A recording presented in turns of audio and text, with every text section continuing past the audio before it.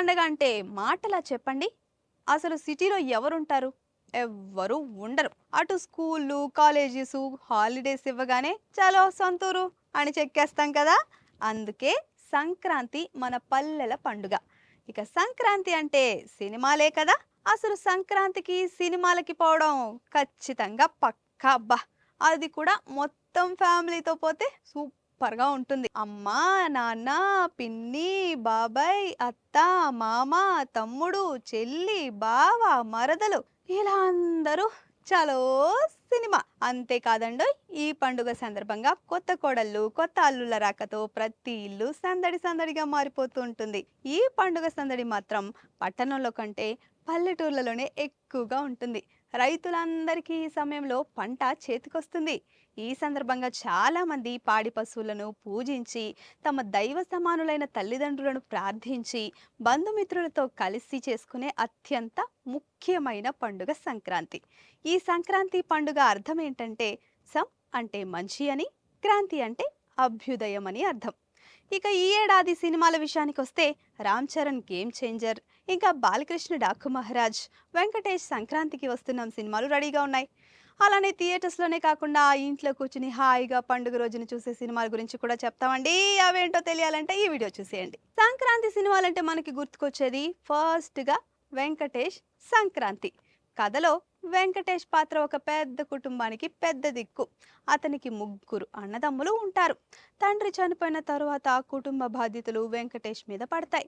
అన్నదమ్ములు చిన్ననాటి నుండే అన్నని గౌరవంగా చూస్తూ ఉంటారు. ఈ సినిమాలో మలుపు అన్నదమ్ముల పెళ్ళిళ్ళతో మొదలవుతుంది.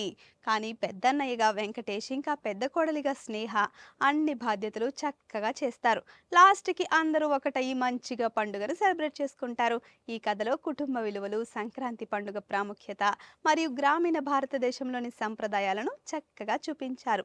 సో ఇది చూసేయండి మీరు. నెక్స్ట్ ఏమో శర్వాణన్ శతమానం భవతి.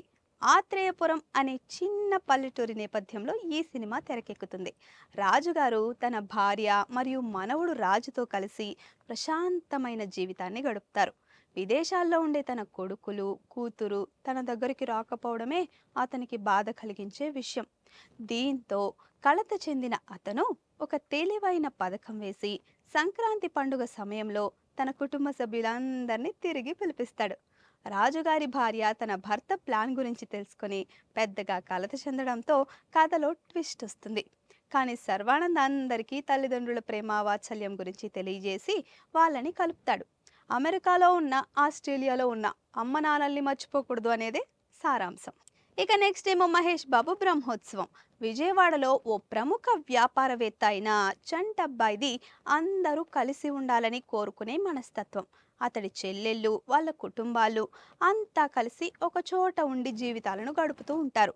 చంటబ్బాయి లాంటి ఆలోచనలున్న అతడి కుమారుడు మహేష్ బాబు. ఏది పెద్దగా ఆలోచించకుండానే చేసేసే మనస్తత్వం ఉన్న మహేష్ ఎవరితోనైనా ఇట్టే కలిసిపోయి సరదాగా ఉంటూ తండ్రి వ్యాపారాలు చూసుకుంటూ బతికేస్తూ ఉంటాడు. అంతా బాగుంది అని అనుకునే సమయంలోనే ఆ ఇంట్లో వ్యక్తి అయిన రావు రమేష్ వల్ల ఓ గొడవ జరుగుతుంది. ఆ గొడవ తర్వాత చంటబ్బాయి చనిపోవడంతో ఇంట్లో పరిస్థితులన్నీ మారిపోతాయి. ఇలా మారిపోయిన పరిస్థితుల నుంచి బంధాలంటే ఏంటో, తానేంటో తెలుసుకోవాలనే ప్రయత్నంలో మహేష్ సమంతతో కలిసి ఓ ప్రయాణం మొదలు పెడతాడు. ఆ ప్రయాణం ఏంటి? చివరకు తన ఇంట్లో పరిస్థితులను మార్చేందుకు అతడికి ఆ ప్రయాణం ఎలా ఉపయోగపడింది అనేదే మిగతా కథ. చూసేయండి అది కూడా. ఇక నెక్స్ట్ ఏమో వెంకటేష్ మహేష్ బాబుల సీతమ్మ వాకిట్లో సిరిమల్లె చెట్టు. రేలంగి మావయ్య రేలంగి అనే చిన్న గ్రామానికి చెందిన పెద్ద మనిషి మరియు అతను విలువల్ని నమ్ముతాడు. అతనికి ఇద్దరు కుమారులు. పెద్దోడేమో వెంకటేష్, చిన్నోడేమో మహేష్ బాబు. పెద్దోడు ఒక ఎమోషనల్ వ్యక్తి. ఇంకా అతని మరదలు సీత చిన్నప్పటి నుంచి అతన్ని ప్రేమిస్తుంది. మహేష్ బాబు రావు రమేష్ కుమార్తె గీతతో ప్రేమలో పడతాడు. కానీ రావు రమేష్ మిడిల్ క్లాస్ అని ప్రకాష్ రాజ్ను ఎగతాళి చేస్తాడు. అది ఇద్దరు సోదరుల మధ్య సంబంధాలను దెబ్బతీస్తుంది. ఆ తర్వాత ఏం జరుగుతుందనేది సీతమ్మ వాకిట్లో సిరిమల్లె చెట్టు కథకు కీలక అంశం. అది కూడా చూసేసుకోండి. రామ్ పోతినేని రామరామ కృష్ణ కృష్ణ. పల్లెటూరు కుర్రాడైన రామకృష్ణ అవసరాన్ని బట్టి రామ, కృష్ణ అవతారాలు మారుస్తూ అన్యాయం చేసే వారి పని పడుతూ ఉంటాడు. ఇక ఆ ఊళ్ళో అశోక్ దేవ తన ఇద్దరి చెల్లెలతో కలిసి గుట్టుగా బతుకుతూ ఉంటాడు. ఇంతకీ అశోక్ దేవా ఎవరు అంటే ముంబైలో భాషా టైప్లో ఓ డానుగా ఎదిగి వెలిగి ఆ క్రమంలో తన భార్యని పోగొట్టుకుని అస్త్ర సన్యాసం పుచ్చుకుని ఈ పల్లెకు చేరుకున్న వ్యక్తి. అయితే అశోక్ చేతిలో దెబ్బతిన్న విలను ముంబై డాన్ పవార్ను మాత్రం పగతో రగులిపోతూ ఉంటాడు. ఈ క్రమంలో రామకృష్ణ అనుకోకుండా ముంబై వెళ్ళి ఈ విలన్ డాన్తో తలపడతాడు. మరోపక్క అశోక్ చెల్లిని రామకృష్ణ ప్రేమిస్తాడు. చివరకు తమ ఉమ్మడి శత్రువైన డాన్ని ఎలా అంతమొందించి అశోక్ చెల్లిని వివాహం చేసుకున్నాడు అనేది మిగతా కథ. ఇక నెక్స్ట్ ఏమో గుండమ్మ కథ. ఇక కథ విషయానికి వస్తే ప్రతి ఇంట్లో సవతి కూతుళ్లను ఎలా చూస్తారో చూపించి గయ్యాలి పిన్నిలాగా సూర్యకాంతం అద్దరు కొట్టేసింది. అమాయకురాల్లాగా సావిత్రి, డబ్బు పొగరు చూపించే జమున కూతుర్లుగా ఆహా అనిపించారండి.